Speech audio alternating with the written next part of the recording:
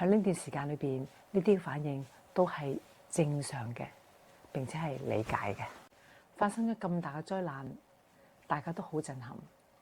唔知道喺呢段時間裏邊，你有冇以下嘅狀況呢？你嘅心情會唔會變得好起伏呢？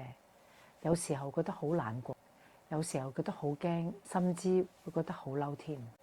此外，睇到好多新聞啦，同埋媒體裏邊不斷播放有關災難嘅消息或者災後嘅狀況，好多好多個畫面喺腦裏邊揮之不去，甚至曾經去過現場嘅人會話俾我聽，佢更加聞到陣味道添，會瞓得唔好啦，好多夢啦，甚或者會發惡夢添。有啲人話俾我聽，佢更加會食慾不振，或者係食多咗好多好多嘢。喺呢段時間裏邊，呢啲反應都係正常嘅，並且係理解嘅。過咗一個星期啦，你而家個狀況點呢？